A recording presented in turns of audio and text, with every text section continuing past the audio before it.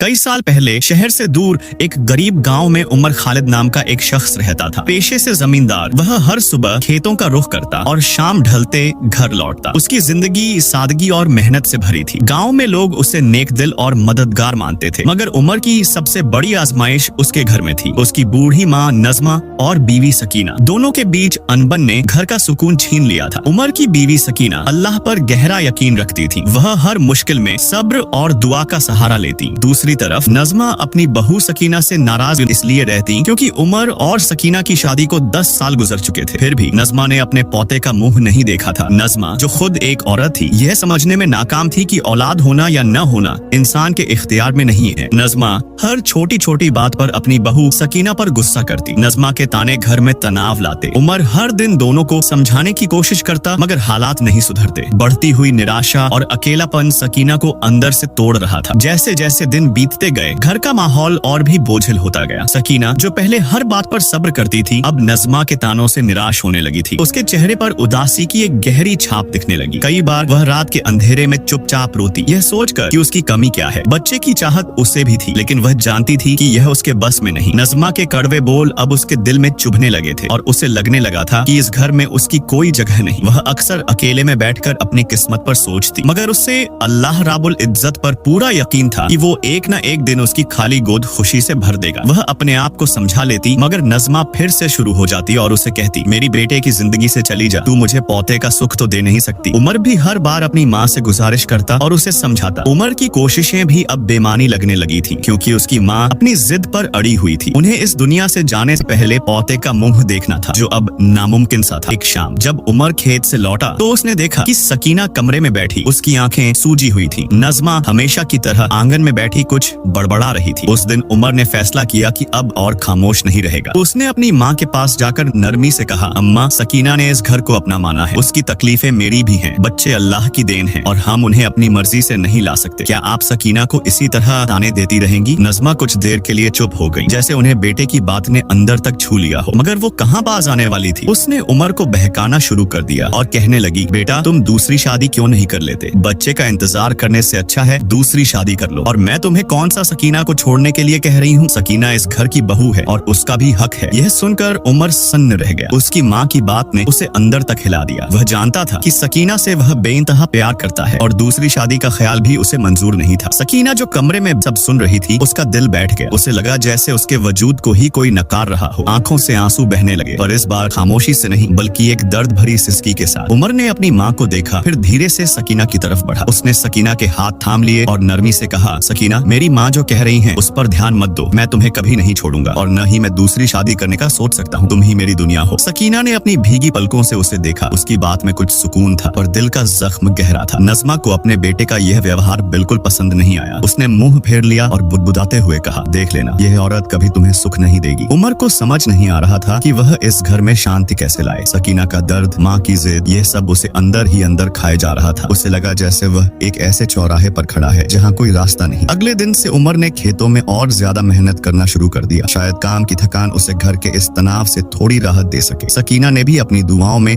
और ज्यादा जोर दिया। उसे यकीन था कि अल्लाह सब ठीक कर देगा, मगर नजमा की कड़वाहट कम होने का नाम नहीं ले रही थी और घर का माहौल एक अनकही चुप्पी और भारीपन से भरा हुआ था। रोज की तरह सकीना अपने काम में मसरूफ थी। घर के काम निपटाकर उसने नमाज अदा करनी शुरू की। अभी वह नमाज पढ़ ही रही थी कि अचानक उसे जोरदार चक्कर आया और वह जमीन पर गिर पड़ी। आंगन में बैठी हुक्का पीती नजमा ने आवाज लगाई, सकीना, खाना दे दो, मुझे भूख लगी है। कब से नमाज ही पढ़ रही हो? काफी देर तक जब सकीना की कोई आवाज नहीं आई और न ही उसने नजमा को खाना दिया, तो नजमा परेशान होकर अंदर आई। उसने देखा सकीना जमीन पर बेहोश पड़ी है। सकीना को इस हाल में देखकर नजमा घबरा गई और उसके मुंह से निकला, हाय अल्लाह, अभी तक तो ठीक थी। उसने फौरन अपने बेटे उमर को खबर की। उमर भी दौड़कर आया और अपने साथ हकीम को ले आया। हकीम ने सकीना की नाड़ी देखी और खुशी से बताया कि सकीना उम्मीद से है। यह सुनकर उमर और उसकी माँ नजमा की खुशी का तो ठिकाना ही न रहा। नजमा ने अल्लाह का शुक्र अदा किया। जब सकीना को पता चला कि वह माँ बनने वाली है, तो उसकी आंखें खुशी से भर आईं। उसने फौरन अल्लाह का शुक्र अदा किया, क्योंकि उसे अल्लाह रब्बुल इज्जत पर पूरा यकीन था कि वह उसकी इबादत का इनाम जरूर देगा। उसके दिल में अब सुकून था, एक ऐसा सुकून जिसकी दुआ वो न जाने कब से कर रही थी। सकीना की गर्भावस्था का समय बेहद खुशनुमा गुजरा। नजमा ने बहू की खूब सेवा की और उमर भी सकीना का पूरा पूरा ख्याल रखता था, मगर नज़मा को पोता ही चाहिए था। वह सकीना से कहती, बेटी तू खूब अच्छे से अपना ख्याल रख ताकि मेरा आने वाला पोता सेहतमंद पैदा हो। ये सुनकर सकीना का दिल एक पल के लिए उदास हो जाता। उसे लगता अगर लड़की पैदा हो गई तो अम्मा मुझे फिर से ताने मारेंगी। फिर वो अपने मन को समझा लेती, बेटा या बेटी होना हमारे इख्तियार में नहीं, अल्लाह पाक मुझे जिससे भी नवाजे वह मेरे लिए बेहतर है। सकीना ने खुद को संभाला और सोच लिया कि वह सिर्फ अल्लाह पर भरोसा रखेगी और कोई भी ऐसा ख्याल वो अपने मान में नहीं आने देगी जिस उसे बच्चे को नुकसान हो। जैसे जैसे दिन गुजरते गए, नज़मा की बातें कभी कभी सकीना को परेशान कर जाती, लेकिन उमर का प्यार और सहारा उसे हिम्मत देता। वो अपने होने वाले बच्चे के सपने बुनने लगी, चाहे वह बेटा हो या बेटी। उसे बस एक तंदुरुस्त और सेहतमंद बच्चा चाहिए था। एक रात सकीना को अचानक तेज दर्द उठने लगा। उमर और नज़मा फौरन गांव की एक दाई को घर ले आए। दाई को बुलाया गया और घर में ही प्रसव की तैयारियां शुरू हो गईं। दर्द बढ़ता गया और सकीना सिर्फ अल्लाह का नाम ले रही थी। घंटों की मशक्कत के बाद सुबह की अजान के समय सकीना ने एक नन्ही जान को जन्म दिया। दाई ने बच्चे की पहली आवाज सुनकर मुबारकबाद दी। नज़मा बेसब्री से आगे बढ़ी, यह जानने के लिए कि उनका पोता हुआ है या नहीं। जब दाई ने बताया कि सकीना ने एक प्यारे से बेटे को जन्म दिया है, नज़मा की खुशी का ठिकाना न रहा। उनकी आंखों में खुशी तैर आई। नज़मा अपने पोते के आ जाने से बहुत खुश थी। इस खुशी में उसने सकीना का हाल तक न पूछा कि सकीना कैसी है। वह तो बस अपने पोते को अपने हाथ में लिए निहारे जा रही थी, जैसे उसे दुनिया की सारी खुशी मिल गई थी। सकीना इस बात से खुश थी कि अल्लाह ने उसे उसके सब्र का इनाम दे दिया है, एक बेटे से नवाजा है। अब शायद नज़मा उसे कोई ताना नहीं देगी, ना ही औलाद ना होने का और न बेटी पैदा करने का। वह हर हाल में खुश थी। इतने सालों बाद उसकी गोद खुशियों से भर गई थी। सकीना की आंखों में एक गहरी शांति थी। दर्द की हर कसक अब एक मीठी याद में बदल चुकी थी। उसने अपने नन्हे बेटे को देखा जो नज़मा की गोद में दुबका हुआ था और उसके होठों पर एक हल्की सी मुस्कान तैर गई। यह मुस्कान सिर्फ बेटे के जन्म की नहीं थी, बल्कि इस बात की थी कि नज़मा के व्यवहार में बदलाव आया था। इतने सालों से जो सूनापन उसे महसूस होता था वह आज पूरी तरह से भर गया था। उसे लगा जैसे बरसों का इंतजार खत्म हुआ है और उसकी रूह को सुकून मिला है। दिन हफ्तों में बदलते गए और देखते ही देखते सकीना का अली अब 6 महीने का हो चुका था। लेकिन इन 6 महीनों में सकीना ने अपने बच्चे को माँ का पूरा प्यार नहीं दिया था। नज़मा उसकी सास ने अली को अपने आंचल से बांध रखा था। अली को नज़मा सिर्फ दूध पिलाने के लिए ही सकीना की गोद में देती। सकीना का दिल तड़प उठता। वो अली को जी भर के छूना चाहती थी, उसे प्यार करना चाहती थी, उसके साथ खेलना चाहती थी। और नज़मा उसे झिड़क कर कहती, जा घर का काम कर, इसे मैं संभाल लूंगी। सकीना को पहले लगा था कि उसकी सास बदल गई है, कि शायद वो अब उसे और अली को प्यार करती है, मगर रह रहकर उसके मन में एक अजीब सी उलझन घर करती जा रही थी। उसे लगता था कि नज़मा उसे उसके ही बच्चे से दूर कर रही है। वो सिर्फ दूध पिलाने के लिए ही अली को उसकी गोद में देती और उसे ठीक से प्यार भी नहीं करने देती। सकीना का दिल रो पड़ता। एक दिन जब नज़मा ने फिर अली को उससे छीन लिया तो सकीना से रहा नहीं गया। उसकी आंखें भर आईं और वो अपने शौहर उमर के पास जाकर बोली, उमर, अम्मा अली को मेरे पास आने नहीं देती, मुझे लगता है वो जानबूझकर मुझे उससे दूर रख रही है। उमर ने उसे समझते हुए कहा, अरे सकीना, तुमने अम्मा को वो खुशी दी है जो वो कब से चाहती थी। उन्हें पोता चाहिए था और तुमने उन्हें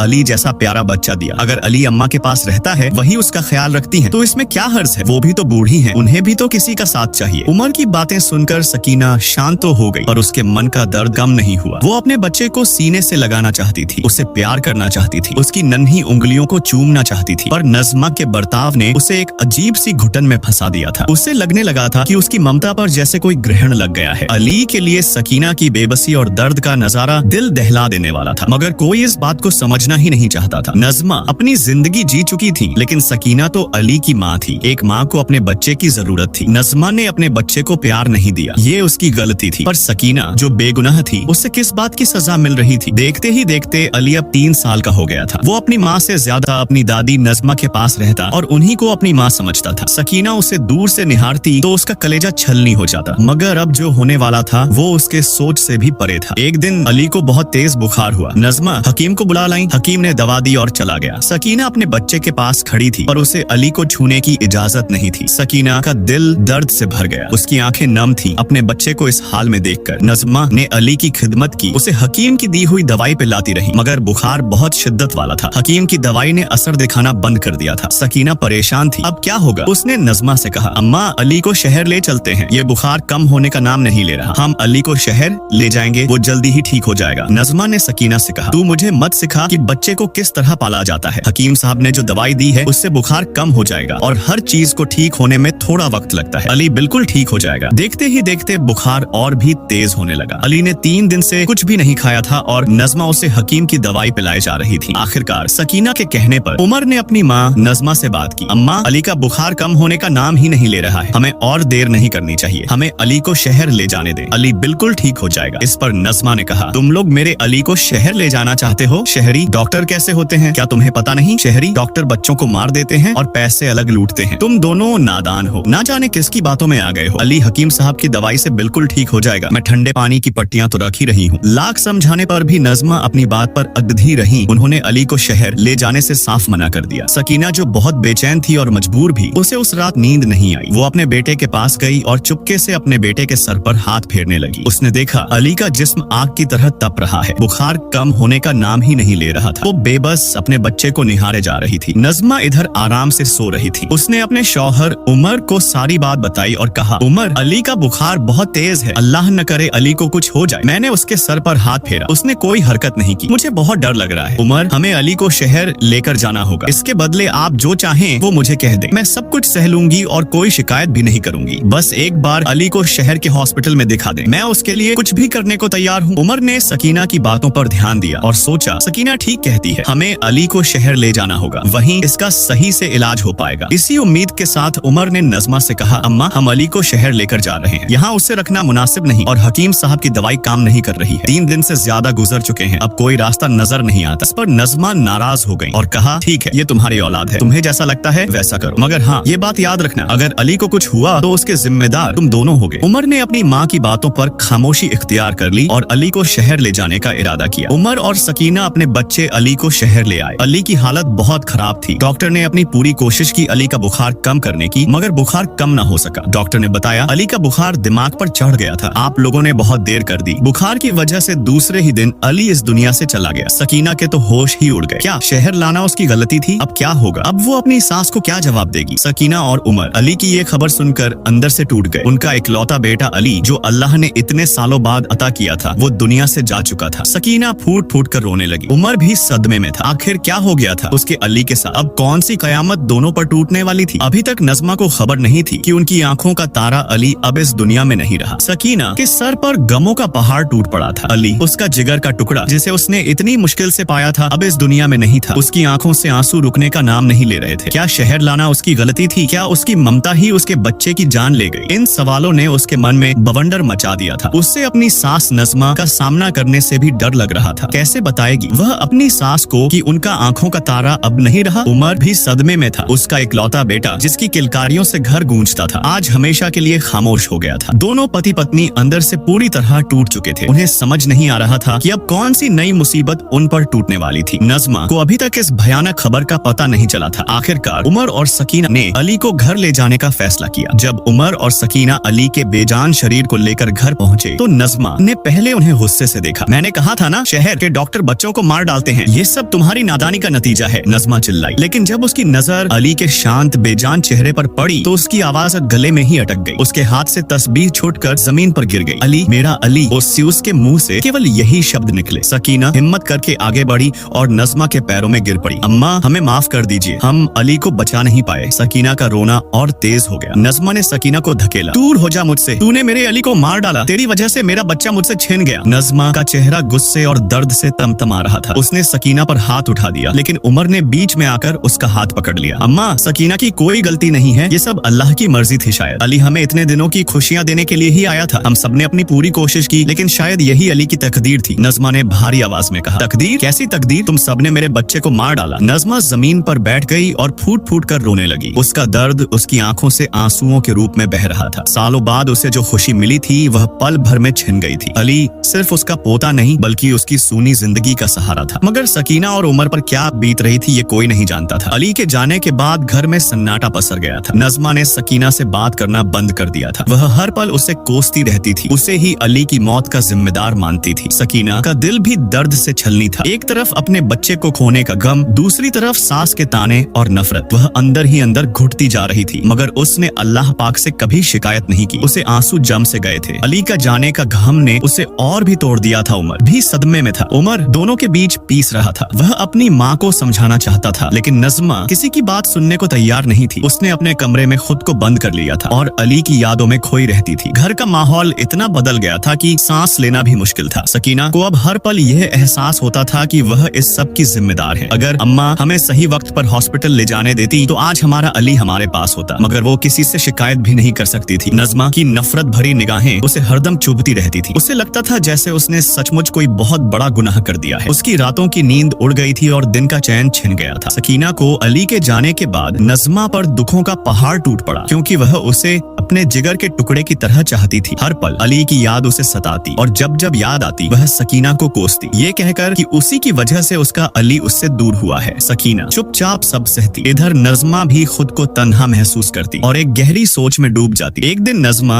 इसी तरह उदास होकर गहरी सोच में डूबी थी कि अचानक उसे लकवा मार गया। उसके हाथ पैर ने काम करना बंद कर दिया और वह बिस्तर से लग गई। जिस जुबान से वह सकीना को बददुआ देती थी, आज उसी जुबान से उसकी आवाज तक न निकली। वह काफी देर तक आंगन में अपनी चारपाई पर बेसुध पड़ी रही। सकीना घर के कामों में मसरूफ थी और उमर खेतों में काम पर गया हुआ था। जैसे ही सकीना बाहर आई, उसने नज़्मा को बेसुध चारपाई पर पड़ा देखा। घबराकर उसने फौरन हकीम साहब को बुलाया। हकीम साहब ने दवा दी और बताया कि उन्हें लकवा मार गया है। शायद किसी गहरे सदमे या परेशानी की वजह से ऐसा हुआ है। उन्होंने ढाढ़स बंधाया कि इंशाअल्लाह जल्द ही शिफा हो जाएगी। कई साल बीत गए मगर नज़्मा की हालत में कोई सुधार न हुआ। लकवे ने उसे बिस्तर से ऐसा जकड़ा कि वह चल फिर नहीं सकती थी। उसका मुंह बंद हो गया था और हाथ पैर भी बेजान हो चुके थे। वह बस अपनी चारपाई पर पड़ी रहती, लेकिन सकीना ने उसकी बहुत खिदमत की, ठीक उसी तरह जैसे एक बेटी अपनी माँ की करती है। उसने नज़्मा को किसी बात की कमी महसूस नहीं होने दी। वह अपने हाथों से उसे खाना खिलाती, नहलाती और देखभाल करती। नज़्मा के शरीर में बिल्कुल भी जान नहीं बची थी। लकवे ने उसे ढीला और बेजान कर दिया था। सिर्फ सांसें ही चल रही थी। सकीना अपने घर के कामों और सास की सेवा के साथ साथ अपनी इबादतों में भी कोई कमी नहीं रखती थी। वह अल्लाह से नज़्मा के ठीक होने की दुआ करती रहती, मगर उनकी उम्र भी हो चुकी थी। अली के जाने के बाद सकीना को कोई औलाद नहीं हुई और नज़्मा भी बीमार पड़ गई। 5 साल इसी तरह गुजर गए। आखिरकार एक दिन नज़्मा भी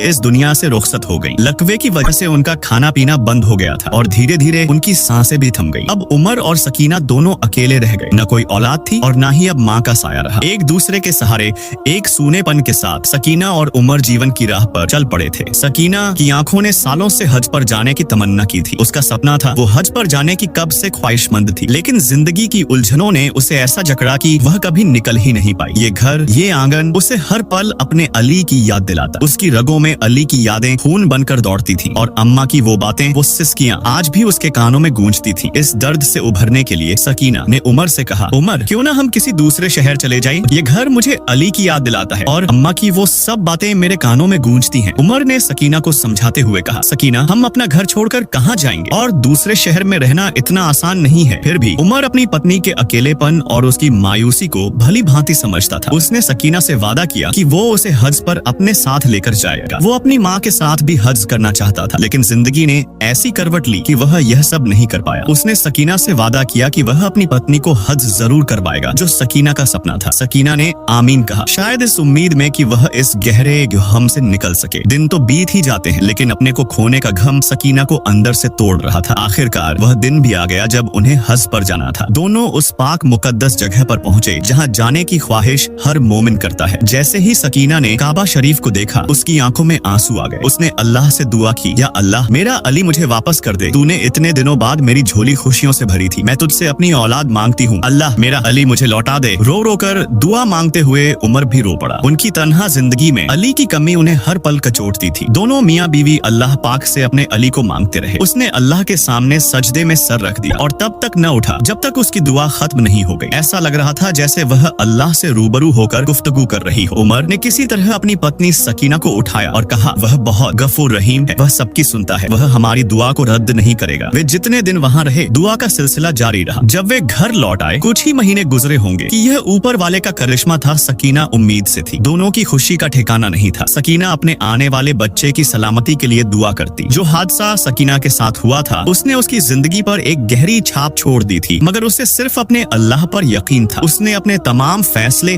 अल्लाह पर छोड़ दिए थे। वह इस नन्ही सी जान को सही सलामत दुनिया में लाना चाहती थी, चाहे वह बेटा हो या बेटी। आखिरकार वह दिन भी आ गया। सकीना ने एक प्यारे से बेटे को जन्म दिया। उमर ने अल्लाह पाक का शुक्र अदा किया। सकीना भी बहुत खुश थी। उसका अली उसके पास था। कुछ दिन गुजरने के बाद उसने जाना कि उसके दूसरे बच्चे की शक्ल अली से हूबहू मिलती है। यह अल्लाह का करिश्मा था। उसकी आंखें, उसके मुस्कान का अंदाज, उसके नैन नक्श, सब कुछ अली से मिलता था। सकीना ने अपने दूसरे बेटे का नाम भी अली ही रखा और वह हर वक्त अपने दूसरे बच्चे अली की सलामती की दुआ करती और अल्लाह पाक का शुक्र अदा करती। सकीना और उमर दोनों अपने बच्चे का बहुत ख्याल रखते। अली के वापस आ जाने से दोनों की जिंदगी में खुशियां लौट आई थी, मगर अपने बड़े बेटे के जाने का गम उनके दिल में हमेशा रहा। यह कहानी हमें ये सिखाती है कि सच्चे दिल से की गई दुआ और इबादत कभी बेकार नहीं जाती, और हमारा रब ये बेहतर जानता है कि हमारे लिए क्या अच्छा है और क्या बुरा। अगर हमारी दुआएं फौरन कबूल नहीं होती तो इसका मतलब ये नहीं कि वे अनसुनी कर दी गईं, बल्कि यह अल्लाह की तरफ से हमारे लिए एक बेहतरीन इम्तिहान और सब्र का सबक होता है। उसमें भी हमारी भलाई छुपी होती है। अल्लाह पाक एक दिन हमारी हर वो दुआ जरूर कबूल करेगा जिसमें हमारी असल बेहतरी होगी। दोस्तों, आज की यह वीडियो आपको कैसी लगी कमेंट करके जरूर बताएं, और आप हमारे चैनल पर नए हैं तो चैनल को सब्सक्राइब जरूर कर ले, ताकि इसी तरह की सबक आमोद स्टोरी हम आपके लिए लाते रहें।